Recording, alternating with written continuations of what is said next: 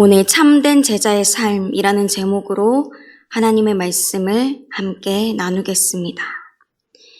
아이는 부모의 뒷모습을 보면서 자란다 라는 말이 있습니다. 이것은 아이가 부모님이 어떻게 살아가는지를 배우고 보면서 그 삶을 자연스럽게 익혀가고 결국 그 뒷모습을 따라 살아가게 된다는 뜻을 가지고 있습니다. 후에 이 아이가 자라서 부모님의 가치관, 모습대로 살아가게 되는 것이죠. 지금 우리는 누구의 모습을 따라서 걸어가고 있습니까? 예수님은 오늘 우리의 본이 되셔서 먼저 행하시고 그분의 자녀인 우리, 제자인 우리가 예수님의 뒷모습을 따라 살아가기를 바라십니다. 그럼 이렇게 예수님을 따라 걸어가는 것, 참된 제자의 삶이 어떤 것인지 말씀을 통해 함께 나누기를 바랍니다. 먼저 참된 제자의 삶은 은혜로 부르심 받은 것을 아는 삶입니다. 은혜로 부르심 받은 것을 아는 삶이죠. 오늘 본문 말씀인 12절은 이때에로 시작합니다. 어느 안식일에 예수님께서 오른손 마른 사람을 고치셨는데 이 모습을 보고 노기가 가득하여 예수님에 대해 어떻게 할지 논했던 사람들이 있었습니다. 바로 서기관과 바리새인들입니다. 여기서 노기를 헬라어 원어로 보면은 정신이 없다, 이해력이 부족하다라는 뜻을 가지고 있습니다. 단순히 화를 내는 게 아니라 자신들이 지금까지 알고 있었고 이해하고 있었던 상식과는 맞지 않는 일이 일어나니까 분노했다라는 것입니다. 율법과 간습으로 판단할 때 맞지 않는 일이 지금 일어났다고 판단한 것이에요. 이러한 일이 있을 무렵에 이때에 예수님께서는 산에 기도하러 가셔서 밤새 하나님께 기도하셨습니다.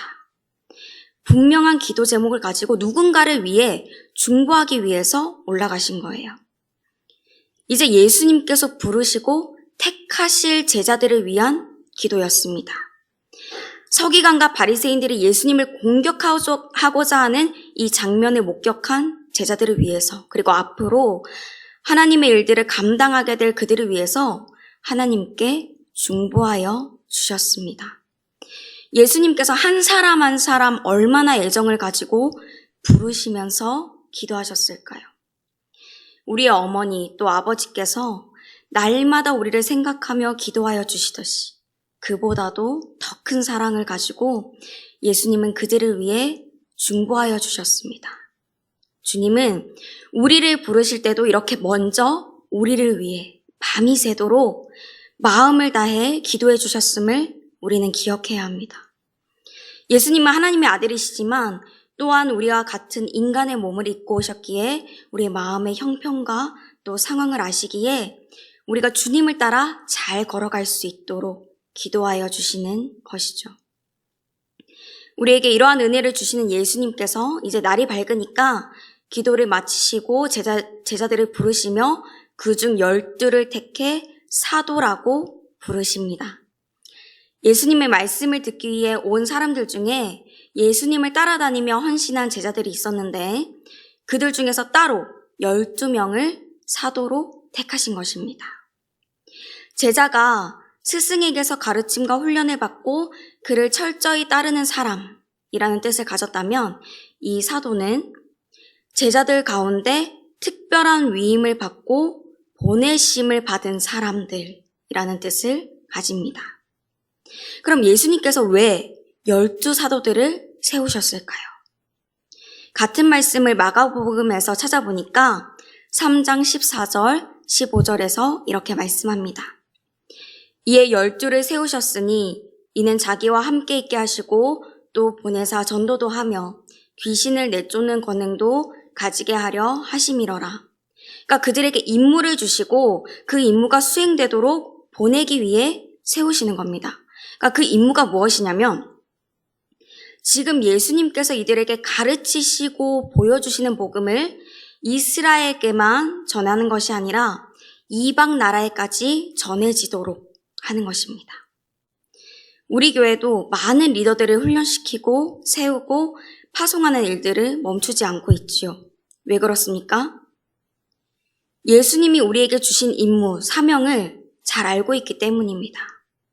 우리 주님의 뜻이 교회 건물이 커지고 교인 수가 많아지고 교회 이름이 높아지는 것이 아니라 예수 그리스도의 복음이 계속해서 전해지고 그것을 전하는 제자들이 끊이지 않고 그들을 통해 예수 그리스도가 증거되고 하나님의 나라가 확장되는 게 주님의 뜻이라는 걸 우리가 알고 있기 때문입니다. 그럼 예수님께서 어떤 사람들을 리더로 세우셨을까요? 본문 14절에서 16절까지 그 이름들이 나오지요. 그런데 그들은 뛰어난 사람들이 아니었습니다.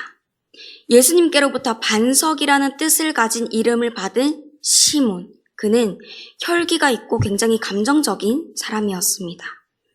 또 마가복음 3장 17절에 보니까 예수님께서 야고보와 요한에게는 보아너게, 바로 우레의 아들이란 이름을 더하셨습니다. 그러니까 큰 소리치고 벼락 같은 성격을 가졌다는 것이에요. 마태는 어떻습니까? 매국노, 또 죄인이라는 취급을 받았던 세리였습니다. 도마는요, 의심이 많은 사람이었죠. 또 다른 시몬은 열심당원이었습니다. 가룟 유다는요, 예수님을 배반하고 예수님을 팔 사람이었죠. 성격, 출신, 직업을 보아도 잘난 것 하나 없는 사람들, 평범한 사람들을 예수님은 택하셨습니다. 굳이 이 사람들을 세우신 이유가 무엇인가 보니까 마가복음 3장 13절 가운데 이렇게 말씀합니다. 자기가 원하는 자들을 부르시니. 그러니까 우리에게 얼마나 은혜가 되는 말씀입니까? 만약에 예수님께서 부자들, 강한 사람들, 출신이 좋은 사람들만 제자로 세우시고 사도로 세우셨다면 우리는 이렇게 생각했을 것입니다. 아, 역시 강하고 똑똑하고 잘난 사람이 리더가 되어야지 우리는 제자가 되기 힘들겠다라고요. 그러나 예수님께서 제자를 삼으시고 보낼 사람을 택하시는 건 세상의 기준과 같지 않습니다. 오히려 본인의 힘으로 리더가 되었다고 말하기도 부끄러울 정도의 사람들을 택해서 자신의 일들을 이루어 가십니다. 고린도전서 1장 27절 말씀. 그러나 하나님께서 세상에 미련한 것들을 택하사 지혜 있는 자들을 부끄럽게 하려 하시고 세상에 약한 것들을 택하사 강한 것들을 부끄럽게 하려 하시며 29절 말씀. 이는 아무 육체도 하나님 앞에서 자랑하지 못하게 하려 하심이라. 하나님께서 이렇게 부족하고 연약한 우리를 원하셔서 선택하여 주셨습니다. 완전을 뜻하는 숫자 12, 바로 12사도를 택하신 것은 하나님이 은혜로 이스라엘 백성들을 택하신 것처럼 예수님이 은혜로 우리 한 사람 한 사람을 또 우리 교회 공동체를 부르셨음을 나타냅니다. 내 힘으로는 결코 완성할 수 없는 율법이 아니라 우리의 자격 없는 힘과 스펙이 아니라 오직 복음, 오직 십자가만을 자랑하고 전파하게 하시는 것입니다. 그리고 예수님은 이 연약한 인생들, 우리 공동체가 성령님의 능력으로 모든 사역을 감당할 수 있게 권능을 더하여 주십니다. 같은 상황 속에서 마태복음 10장 1절을 보니까 이렇게 말씀합니다. 예수께서 그의 12제자를 부르사 더러운 귀신을 쫓아내며 모든 병과 모든 약한 것을 고치는 권능을 주시니라. 참된 제자는요, 예수님께서 우리에게 행하신 이 모든 은혜를 아는 삶을 살아갑니다. 예수님께서 우리를 위해 중보하시고 또 한없이 부족한 죄인인 우리를 먼저 찾아오셔서 택하여 주시고 하나님의 사역을 감당할 수 있도록 성령님의 권능을 주신다는 사실을 아는 것이죠. 우리도 연약하지만 주님 손에 붙들리고 주님의 말씀으로 훈련받아 나아갈 때에 주님의 참된 제자가 되고 보냄을 받아 놀랍게 쓰임 받게 될 줄을 믿습니다. 둘째로 예수님의 참된 제자들은 예수님의 시선으로 바라보는 삶을 살아갑니다. 예수님의 시선으로 바라보는 삶을 살아가죠. 일명 사도 임명식, 리더 임명식이 끝나고 예수님이 제자들과 함께 내려오셔서 평지에 섭니다. 그곳을 보니까 많은 제자들, 여러 지방에서 온 제자들이 있었습니다. 그들은 예수님의 말씀도 듣고 병 고침을 받고 또 귀신 들림에서 해방되기 위해서 지금 왔습니다. 예수님께로부터 성령님의 능력이 나와서 모든 사람들을 고치기 때문에 온 무리들이 지금 예수님을 만지려고 힘쓰고 있지요. 마치 시장 바닷가 같이 좀 정돈되지 않은 모습입니다. 그런데 예수님께서는 지금 이 장면을 12사도들에게 보여주고 싶으셨습니다. 17절 말씀해 보니까 유대 사방과 예루살렘에서 온 사람들뿐만 아니라 두로와 시돈의 해안으로부터 온 많은 백성들도 있었는데 여기서 두로와 시돈에서 온 백성들은 경건하지 않은 사람들, 이스라엘의 적으로 묘사되었던 사람들이었습니다. 그런데 예수님은 지금 이 사람들까지도 고쳐주고 계십니다. 그 이유를 이제 예수님께서 우리가 잘 알고 있는 마태복음 5장의 산상수훈이라 불리는 예수님의 가르침, 그 팔복보다 짧지만 같은 내용의 설교를 평지에서 가르쳐주고 계십니다. 예수님께서 제자들, 이 사도들에게 이야기하고자 하신 것은 병에 걸리고 귀신이 들렸지만 예수님을 만지려 힘쓰는 사람들, 이스라엘의 원수라고 보이는 사람들까지도 복된 사람들이라는 것입니다. 왜냐하면 그들이 예수님께 나아왔기 때문입니다. 예수님께서 4가지의 복, 바로 복된 사람들에 대해서 말씀해 주시는데 가난한 자, 지금 줄이는 자, 지금 우는 자, 예수님으로 인해서 박해받는 자들입니다. 다시 말하면 하나님 앞에 섰을 때 죄인인 것을 알아서 영적으로 가난한 사람, 의에 줄이고 목마른 사람, 그래서 마음의 애통함을 가진 사람들, 예수님으로 인해서 박해받는 사람들인 것이죠. 배고프면 밥을 사 먹으면 되지만 하나님 앞에서 죄의 문제는 내가 가진 것으로 해결되지가 않습니다. 오직 예수 그리스도의 십자가의 의가 없이는 불가능한 것이죠. 그렇기 때문에 오직 예수님밖에 없다는 것을 알고 주님께 나아온 모든 이들에게 예수님은 복되다 선포하십니다. 그들이 지금 이 땅 가운데 임하는 하나님의 나라를 누리고 예수님으로 인해서 배부르고 위로받아 웃을 것이라 하십니다. 그리고 오늘 요절 말씀 23절 말씀에서 명령하십니다. 그날에 기뻐하고 뛰놀라고요. 땅에서 상이 없는 것처럼 보이지만 사실 그들에게 있을 하늘에서의 상이 크기 때문입니다. 이 사람들을 볼 때 정말 교양이 없는 사람들이네요. 우리의 원수들인데 이들을 왜 고쳐줘야 하나요? 라고 생각한다면 그것은 율법과 관습에 맞지 않아 이해가 되지 않는다고 예수님과 제자들을 배척했던 서기관, 바리새인들과 같은 마음을 가진 것입니다. 그런데 예수님은 지금 옛사람의 율법을 따르는 게 아니라 율법에 대한 바른 이해를 가지고 원수를 사랑하고 오직 복음으로 하나가 되어야 한다는 것을 보여주고 계십니다. 우리는 주님을 찾는 자들이 그가 누구이든지 복된 자인 것을 알고 예수님의 시선으로 바라보며 사랑해야 합니다. 왜냐하면 예수님이 이들을 위해서 왔고 우리도 이런 사람들에게 보내시기 때문입니다. 마태복음 9장 12절, 13절 말씀. 예수께서 들으시고 이르시되 건강한 자에게는 의사가 쓸데없고 병든 자에게라야 쓸데있느니라.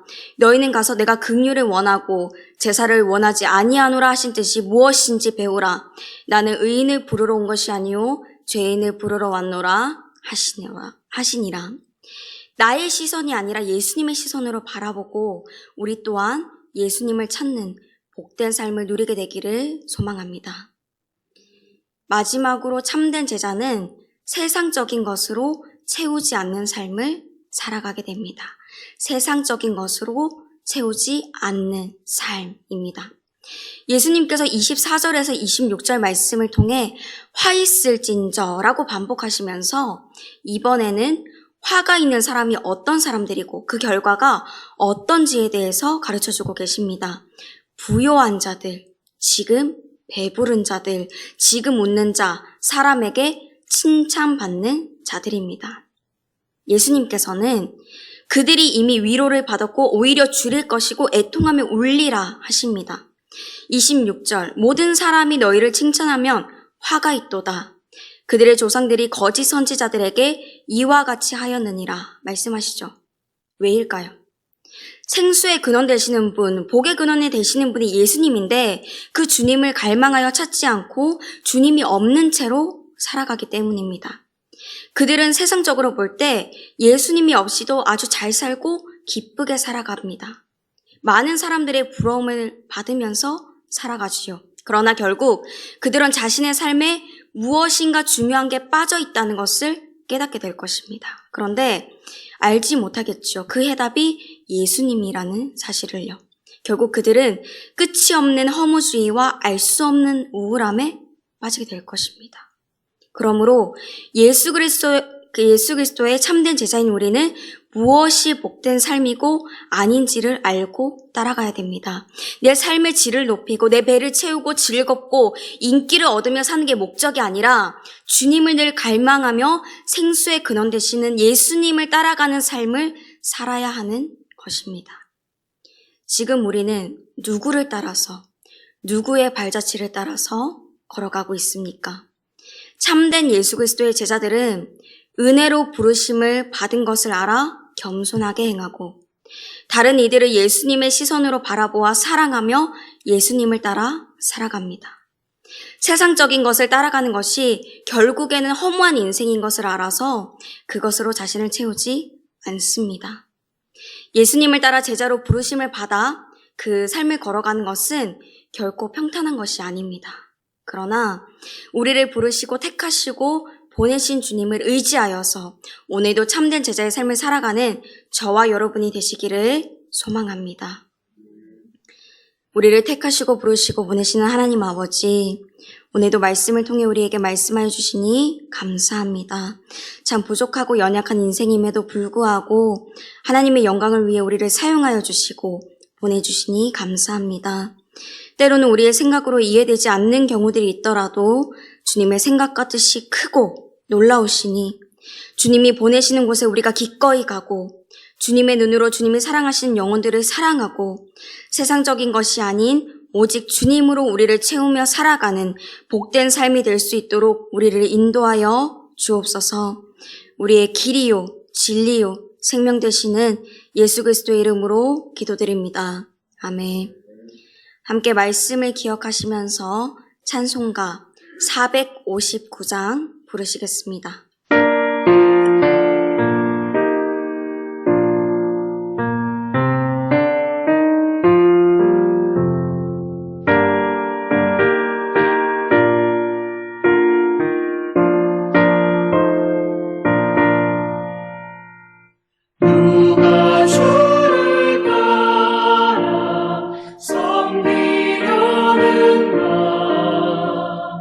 누가 죄를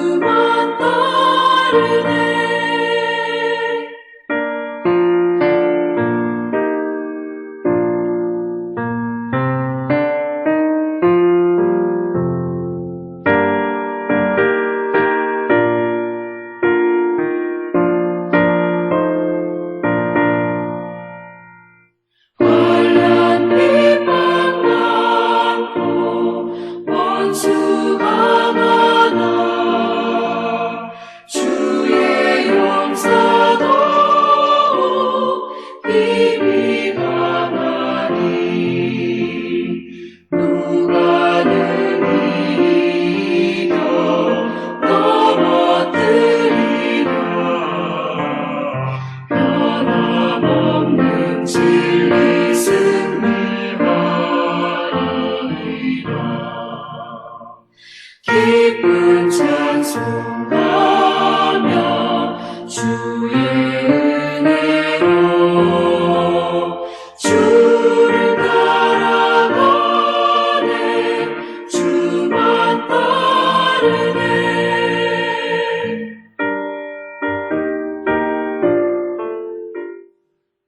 주기도문 하시겠습니다. 하늘에 계신 우리 아버지, 아버지의 이름을 거룩하게 하시며 아버지의 나라가 오게 하시며 아버지의 뜻이 하늘에서와 같이 땅에서도 이루어지게 하소서. 오늘 우리에게 일용할 양식을 주시고 우리가 우리에게 잘못한 사람을 용서해 준 것 같이 우리 죄를 용서해 주시고 우리를 시험에 빠지지 않게 하시고 악에서 구하소서. 나라와 권능과 영광이 영원히 아버지의 것입니다. 아멘.